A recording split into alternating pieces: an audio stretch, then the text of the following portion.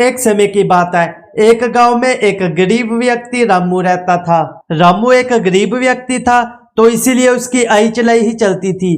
वो जो भी कमाता वो अपने खाने पीने में ही लगा लेता।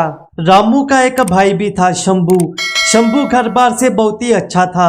शंभू के पास वो सब कुछ था जो एक नॉर्मल व्यक्ति के पास रहने के लिए होना चाहिए। पर रामू को अपना जीवन व्यतीत करने के लिए बहुत सी कठिनाइयों का सामना करना पड़ता था। पहले तो सब कुछ ठीक चल रहा था। रामू जो भी कमाता उससे खाना लेकर आता और खुद खाता और अपने घर वालों को खिलाता। लेकिन एक समय की बात है, देश में अकाल आया हुआ था जिसके कारण बहुत से लोग आघात हुए थे और बहुत सी दुकानें और कामकाज बंद हो गए थे। पापा पापा मुझे बहुत ज्यादा भूख लगी है, मुझे कुछ खाने को दे दो। बेटा मम्मी से बोलो कुछ घर में पड़ा होगा तो तुम्हें दे देंगी। मम्मी आप ही कुछ खाने को दे दो। नहीं बेटा घर पर कुछ भी नहीं पड़ा, तुम ऐसा करो तुम पानी पीकर अपना पेट भर लो। नहीं मम्मी मुझे भूख लगी है, मुझे खाना ही चाहिए। कल भी आपने मुझे सिर्फ पानी ही दिया था, अब मुझे और भी ज्यादा भूख लग रही है। पिताजी आप ही कुछ कीजिए। हाँ वैसे भूख तो मुझे भी लगी है। अरे सपना रसोई में देखो कुछ ना कुछ पड़ा होगा। अरे आप तो जानते ही हैं कि हमारे पास कितना सामान होता है, घर पर कुछ भी नहीं बचा। जो कुछ भी बचा था वो हम पहले ही खा चुके हैं। अब आप ही कुछ कीजिए, आप ही हमारे लिए कहीं से खाना लेकर आइए। अरे सपना काल के कारण मैं बाहर नहीं जा सकता और ना ही मैं तुम्हारे लिए कुछ ला सकता हूँ क्योंकि मेरी पूरी कमाई खत्म हो गई है। अब तो भगवान ही हमारी मदद कर सकते हैं। लेकिन पिताजी मुझे और माँ को बहुत ज्यादा भूख लगी है, प्लीज आप कुछ कीजिए, हमारे लिए कहीं से खाना लेकर आइए। काल पता नहीं कब तक चलेगा, कहीं भूख के कारण हम मर ही न जाए। हाँ गुल्ली बेटा वैसे तुम बोल तो बिल्कुल सही रहे हो। चलो मैं कुछ देखता हूँ, मैं बाहर जाके कुछ न कुछ खाने का बंदोबस्त करता हूँ। पापा आप खाना के बिना अब घर मत आना और जल्दी आना, ये ना हो कहीं हम भूख के कारण मर जाएं। रामू घर से बाहर आ जाता है। लेकिन अब मैं जाऊँ कहाँ? हाँ मैं ऐसा करता हूँ, मैं सबसे पहले अपने भाई के घर जाता हूँ। अगर उसके पास कुछ होगा तो वो मुझे दे देगा। फिर रामू अपने भाई शंभू के घर जाता है। अरे भाई शंभू तुम घर पर ही हो? हाँ मेरे भाई मैं घर पर ही हूँ, बोलो क्या बात है? यार तुम तो जानते ही हो कि पूरे देश में अकाल आया हुआ है जिस वजह से खाने की दिक्कत चल रही है।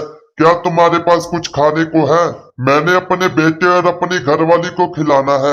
नहीं यार रामू मेरे पास भी कुछ ज्यादा खाना नहीं बचा, मेरे घर में भी खाना खत्म हो रहा है और जो थोड़ा बहुत बचा भी है वो मैंने अपने घर वालों को भी खिलाना है। तुम ऐसा करो तुम सरपंच के पास चले जाओ, शायद वो तुम्हारी कुछ मदद कर पाए। हाँ चलो ठीक है मैं देखता हूँ। फिर रामू वहाँ से सीधा सरपंच के घर जाता है।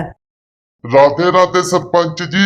राधे राधे रामू बेटा तुम कैसे हो और कैसे आना हुआ? जी सरपंच जी मैं बिल्कुल ठीक हूँ, मैं यहाँ पर आपसे कुछ बात करने आया था अकाल के बारे में। पूरे देश में अकाल आने के कारण सरपंच जानता था कि सब गांव वालों की तरह रामू भी मुझसे खाना मांगने के लिए ही आया होगा। देखो रामू बेटा अगर तुम खाने के बारे में बात करने आए हो तो मैं तुम्हें पहले ही बता देता हूँ कि मेरे पास कुछ भी नहीं है क्योंकि गांव में बहुत से लोग मेरे पास खाना मांगने आ रहे हैं। मैंने बहुत से लोगों की मदद तो की लेकिन अब मेरे पास कुछ भी नहीं बचा है उन्हें देने को। अगर अब जो मेरे पास बचा है अगर मैं उसे भी ऐसे ही बांटता रहा तो मेरा परिवार भूखा रह जाएगा। इसलिए मुझे खाने के लिए माफ करना, लेकिन मैं इसके अलावा तुम्हारी कोई भी मदद कर सकता हूँ। नहीं सरपंच जी मुझे तो भोजन ही चाहिए, मेरे बीवी बच्चे भूखे हैं, अगर आप मेरी मदद कर सकते हैं तो कर दीजिए। चलो ठीक है फिर मैं चलता हूँ, मैं कहीं और से ही देख लूंगा। ऐसा बोलकर रामू वहाँ से निकल गया। अरे अब मैं क्या करूँ और कहाँ पर जाऊँ? अगर मैं घर पर खाना लेकर नहीं गया तो मेरे बीवी और बच्चे मुझसे नाराज हो जाएगा और अगर मैं घर पर जल्दी खाना लेकर नहीं पहुँचा तो उनकी जान भी जा सकती है। वैसे अब मैं कहाँ जाऊँ और क्या करूँ यार, अब तो मुझे भी बहुत ज्यादा भूख लगने लग गई। इतने में रामू देखता है कि एक बूढ़े अंकल नीचे गिरे हुए थे। अरे ताऊ जी आपको क्या हुआ? आप नीचे क्यों गिर गए? आप ठीक हो? और आप कहाँ से आए हो? आपको पहले तो इस गांव में कभी देखा नहीं। पानी पानी, मुझे बहुत तेज प्यास लगी है, मुझे पानी पिला दो। ताऊ जी मेरे पास तो अभी पानी नहीं है, मैं कहीं से लेकर आता हूँ, आप यहीं रुकिए। जल्दी आना बेटा, कहीं मैं फड़क न जाऊं। फिर रामू आसपास पानी ढूंढता है। थोड़ी देर ढूंढने के बाद रामू के एक कुआं नजर आता है। फिर रामू वहां से पानी लेकर ताऊ के पास पहुंचता है। ये लीजिए ताऊ जी पानी पीजिए। फिर रामू ताऊ को पानी पिलाता है। धन्यवाद बेटा, तुम्हारा बहुत बहुत धन्यवाद। अब मुझे जाकर कहीं थोड़ी राहत मिली है, लेकिन मेरे पास समय बहुत ही कम बचा है, क्योंकि अब मेरी उम्र भी हो गई है। अब तो मैं बस चैन से मरना चाहता हूँ। अरे ताऊ जी, आप ऐसा क्यों बोल रहे हो? आप चिंता मत करो, आप जल्दी ठीक हो जाओगे। चलो उठो ताऊ जी, मैं आपकी मदद करता हूँ। नहीं बेटा, मेरा तो समय आ गया है, मैं तो बस अब जाऊंगा। तुम्हारा बहुत बहुत धन्यवाद बेटा, तुमने मुझे पानी पिलाया और मेरी मदद करने की कोशिश की। तुम बहुत ही अच्छे व्यक्ति हो बेटा। वैसे तो मेरे पास समय नहीं बचा, लेकिन क्या तुम मेरी एक मदद कर सकते हो? जी ताऊ जी, बताइए क्या बात है? देखो बेटा, मेरी कोई संतान नहीं है, ना ही कोई मेरा परिवार बचा है। क्या तुम मुझे रीति रिवाज के साथ दफना सकते हो? आप चिंता मत करो ताऊ जी, मैं कर दूंगा। तुम्हारा बहुत बहुत धन्यवाद बेटा, लेकिन मैं तुम्हें एक बात भी बताना चाहता हूँ। जैसे कि मैंने तुम्हें बताया कि मेरी कोई संतान नहीं है, तो आज से तुम मेरी संतान हुए।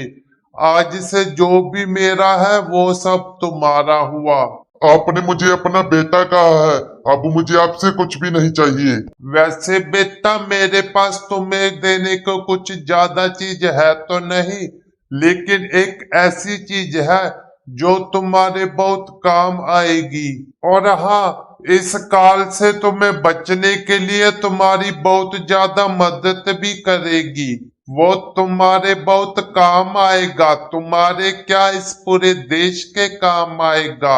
अगर वो तुम्हारे पास हुआ तो तुम कभी भी भूखे नहीं मरोगे।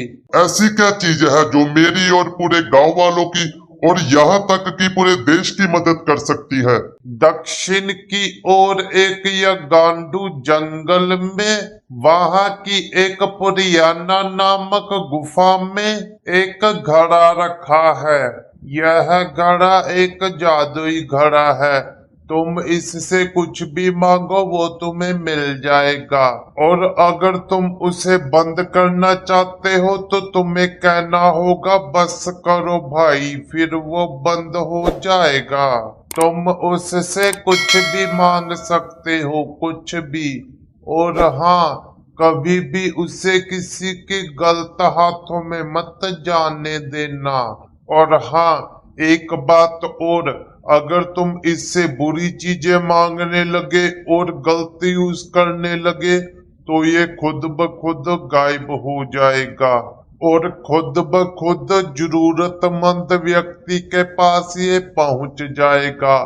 अगर ये घड़ा किसी के पास नहीं गया और तुम सुधर गए तो ये वापस तुम्हारे पास अपने आप आ जाएगा। और अगर ये घड़ा किसी गलत हाथों में गया या फिर किसी ने चोरी कर लिया तो ये घड़ा खुद ब खुद गायब हो जाएगा। मुझे उम्मीद है कि तुम उस घड़े का ख्याल रखोगे और उससे लोगों की मदद करोगे।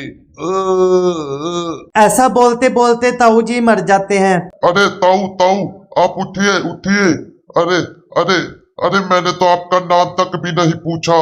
हे दोस्तों, आज की वीडियो में इतना ही। हम इसके नेक्स्ट पार्ट में देखेंगे कि रामू ने उस घड़े का क्या किया।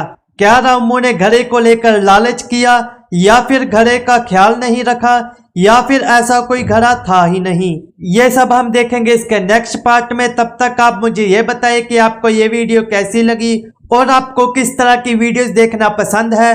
और इसके अलावा मेरे चैनल को सब्सक्राइब भी कर ले और साथ में लगे घंटी को भी दबा ले, जिससे मेरे आने वाली सभी नई नई वीडियोस आपको टाइम टू टाइम मिलती रहेंगी। और उसके साथ साथ इस वीडियो को लाइक करके एक अच्छा से नीचे कमेंट कर दे और मुझे बताएं कि आपको किस तरह की वीडियोस देखना पसंद है, तो मैं उसी टॉपिक पर आपके लिए वीडियोस लेकर आता रहूंगा। मिलते हैं हम एक नई वीडियो में, तब तक के लिए राधे राधे। 5, 6, 5, 6, 7, 8.